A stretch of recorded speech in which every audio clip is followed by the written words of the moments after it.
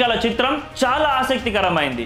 ఎవరు ఎప్పుడు ఎక్కడ ఏ పక్షానికి ప్రత్యర్థులో ఏ పార్టీకి మిత్రపక్షం వహిస్తారో ఊహించడం అసాధ్యం.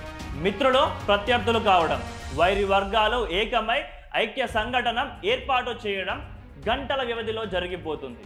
ఇండియా కూటమి ఏర్పాటులో కీలక భూమిక పోషించిన నితీష్ కుమార్ రాత్రికి రాత్రే బిచానా ఎత్తేసి ఎన్డీఏలో చేరిపోయారు. నితీష్ ప్రభుత్వంలో ఉప ముఖ్యమంత్రిగా ఉన్న తేజస్వి యాదవ్ ప్రస్తుతం జేడీయూ కూటమికి ప్రధాన ప్రత్యర్థి. మోడీ అంటే మండిపడే నితీష్ ఇప్పుడు బీజేపీకి వంత పాడుతున్నాడు. బీజేపీపై నిప్పులు చెరిగే ఓవైసీ బీహార్ మైదానంలో తేజస్విపై మండిపడుతున్నాడు. తాను ముఖ్యమంత్రి అయ్యే అవకాశం లేదని తెలిసినా కూడా నితీష్ కుమార్ ఎన్డీఏలో కొనసాగుతున్నాడు. మొన్నటి వరకు సీమాంచల్ నా అడ్డా అని విర్రవీగిన ఓవైసీ మిథిలాంచల్కు మకాం మార్చాడు. ఎన్నికల కమిషన్ 65 లక్షల అక్రమ వలసదారుల ఓటర్లు తొలగించిన తరువాత మిథిలాంచలే మేలని ఓవైసీకి